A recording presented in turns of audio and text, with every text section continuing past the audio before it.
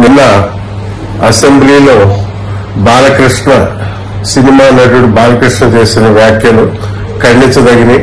మేమంతా ముక్త కంఠంతో ఖండిస్తా ఉన్నాం. 1977-79 ప్రాంతాలు అనుకుంటారు.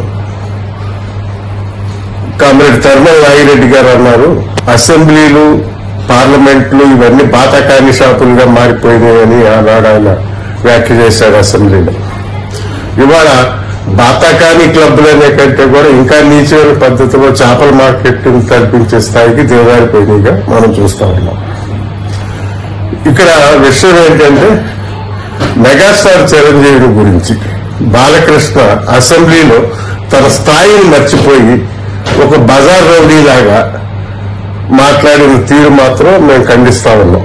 అలాగే మాజీ ముఖ్యమంత్రిని కనీసమైన సంస్కారం లేకుండా సైకో అని మాట్లాడిన వైఖరిని కూడా ఖండిస్తా ఉన్నాం. మెగాస్టార్ చిరంజీవి వాళ్ళ నాన్నగారు తాతగారి యొక్క ప్రాపకంతో నటుడుగా ఎదగలేదు. అతను స్వయం కృషితోటి కష్టపడి ఒక పెద్ద మెగాస్టార్ గా అవతరించాడు. అది మనందరికీ తెలుసు.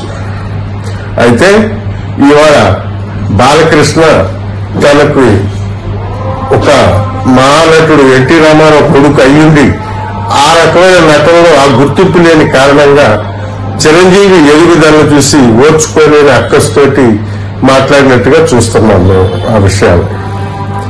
ఇక్కడ చిరంజీవి గారి వ్యక్తిత్వం గురించి ఆంధ్ర రాష్ట్ర ప్రజలందరికీ కూడా తెలిసిన విషయమే.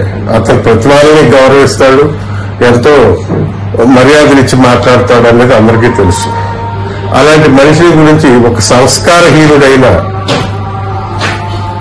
బాలకృష్ణ మాట్లాడుతూ చాలా హాస్యాస్పదంగా ఉంది. ఇంకోటి ఏంటంటే తండ్రిని చెప్పులేసి రాళ్లతో కొట్టిన ఒక పార్టీలో ఆ రోజు ఉండి తన భావన సమర్థిస్తూ తన తండ్రికి దూరంగా ఉండి తన భావని ఆ దుశ్చర్యలు చేసిన భావన సమర్థించిన నికృష్టమైన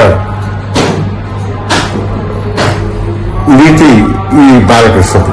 అంటే తండ్రి పట్ల కూడా అతనికున్న వైఖరి ఏంటో అతని యొక్క స్వభావాన్ని తెలియజేస్తున్నాను ఇక్కడ. ఇంకోటి ఏంటంటే ఇతను అంత పెద్ద నటుడయ్యాడంటానికి కారణం అతను నటుడు అనుకుంటే ఎలా అయ్యాడు అంటే ఎన్టీ రామారావు కొడుకు అనేది తప్ప ఇంకొక ఎటువంటి ప్రతిభ కూడా ఇతని దగ్గర లేదు. ఎందుకంటే ఎన్టీ రామారావు కొడుకుగానే చెప్పుకోవాలి ఈ హీరోగా వచ్చాడు తప్ప నటన రీత్యా ఇతనికి ఇప్పటికి కూడా ఓనమాగం కనీసం వాచకం లేని వ్యక్తి ఈ హీరో. ఎందుకంటే అనే పదాలు కలపకుండా ఒక వాక్యం కూడా మాట్లాడలేని నటుడు ఈయన.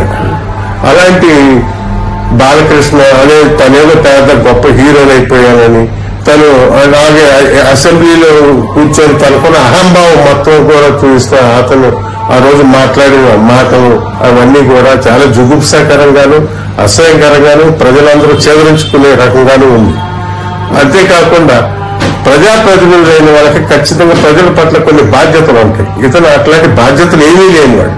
ఉదాహరణకి మీరు చూసుకోండి, ఒకవేళ అప్పట్లో అతను ఎమ్మెల్యే కూడా కాదేమో కానీ తన ఇంట్లోకి వచ్చిన ఒక నిర్మాతని ఇంకో జ్యోతిష్యుడి మీద ఈయన కాల్పులు జరిపాడు. ఆ కేసులో అరెస్ట్ అయ్యి జైలుకి పోవాల్సిన పరిస్థితి వస్తే దాని నుంచి బయటపడటానికి పిచ్చోడిగా సర్టిఫికేట్ పుట్టించుకున్న గనుడీన. ఆ పిచ్చి చేష్టలు అనేవి 6 రోజుల నుంచి ఈ రోజుకి కూడా కొనసాగుతూనే ఉన్నాయి. అవన్నీ కూడా తెలుగు ప్రజలందరూ కూడా రకరకాల వేదికల మీద ఆయన చేసిన చెత్త పనులన్నీ కూడా చూసే ఉంటారు. సరే, అతని పార్టీలో అతను ఏ పిచ్చి పనులు చేసినా కూడా దానికి నవ్వుకొని చప్పట్లు కొట్టుకునే జనం ఉన్నారు. అది వేరు విషయం. చిరంజీవి గారి జోలికి వచ్చినా, చిరంజీవి గారి ఫ్యామిలీ జోలికి వచ్చినా వారికి తగిన పద్ధతిలో గుణపాఠం చెబుతామని ఈ సందర్భంగా మేము హెచ్చరిస్తా ఉన్నాం.